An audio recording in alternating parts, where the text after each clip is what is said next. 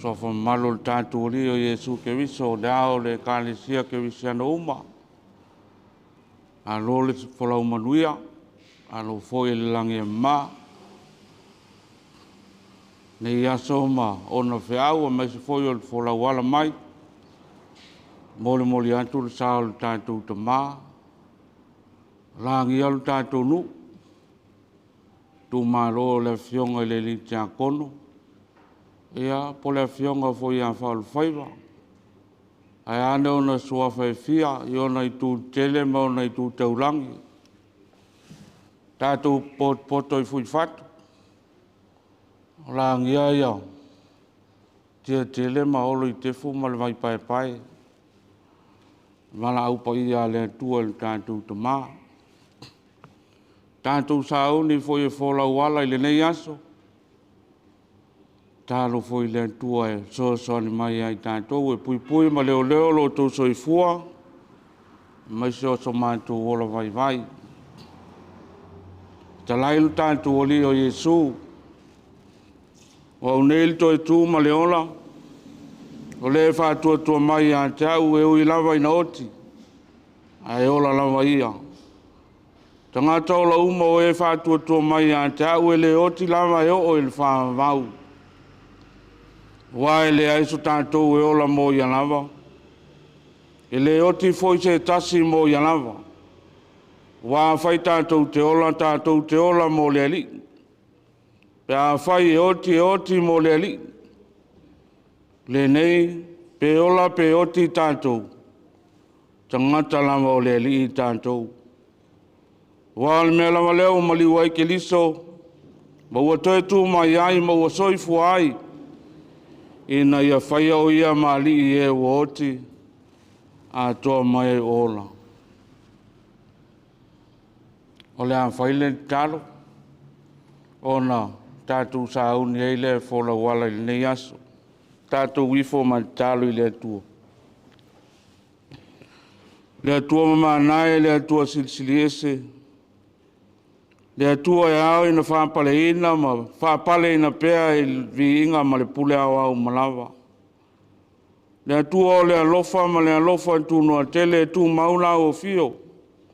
Ai lava i le amatanga i o lava i le ngātanga o mea uma. Mātou te tālo whaavitai le atua i loa lofa. Ina ua whaasopoloa mai le soifua ma le ola o lau whanau le nei foi vaenga o le whalitau aso. Mātou mōri mau i lau mātango fie. Mā whanawhana o le pai mai o ave o le la. Ai longa o le whamaoni. Ma le alofa silisili ese o lau fie o lo mātou ola. Hawhitai o mātou poto. O lo mātou wainga. Iona i tū tele ma ona i tū taulangi. Saunia e amatalia o sauninga o lo mātou ta. Mā mātou te whama vai atuai le ola nei. I langona e whātua whamaoni. So i fua lau fio lo mātou tua e whāvau. Mātou te talo. So ni mai lo mātou vai ma le ato toa. So ni mai e maua pēi mātou le lonto tele.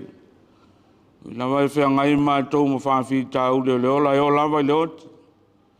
Ai mātou te mawhana i le so ni mai o lo wanganga paia i lo mātou ola. Mātou tālo le tua. Tau sia le whai ngā malanga si o mātou wainga nei. Mai se foi o paolo mangafa.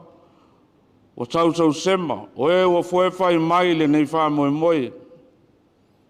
Tālo e pui ma leo la o fio le fola wala o lau whanau. Mātui ma le māngau ma le māwha lawe ao le fili e tau ma whai le peti lo mātou ola. Le ali e le atua. Pui ma leo i mātou uma. Au mātou ia ala te le wawe le nei aso. Tau nui le manuia ma le fili e mu i nai o mātou ainga o tali mau mai whanua. Se o mātou nu. Lau e kāle sia. Mātou whei loa i fia. I le anga le lei pui mai o lau fia lo mātou ola. Tālo e whātau nuina mea uma i le manuia ma le file mua o lau fia. e whape nao na mātou ola e whafo i atu, le vi inga o le whamanu ma le whanetanga. Tau mono mea malau fiolo mātou, tuo mātou wala au. E ala lawa ia Yesu le li ma le whaola. Amen.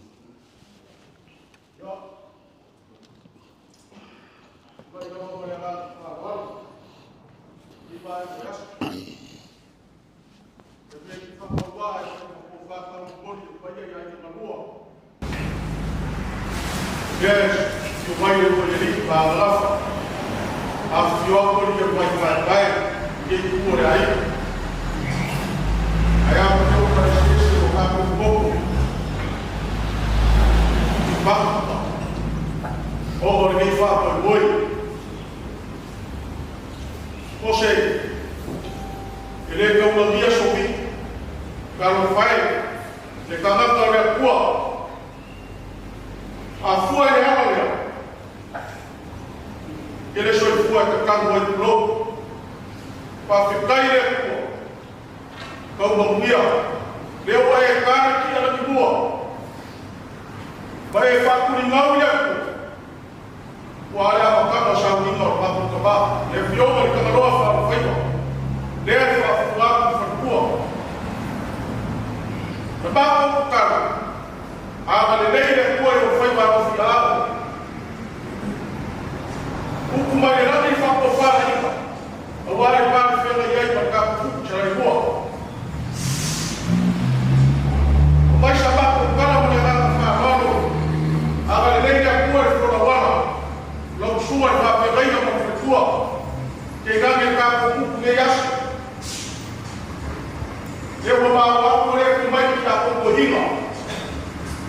A Galileia pua, pui soi pua melhor, para o mundo apoiar, sobre tempo que quer vai, hoje ele é pua, ele chega uma, a levar para ficar, a área a matar, a saúde no baú do mar, a levar a farol.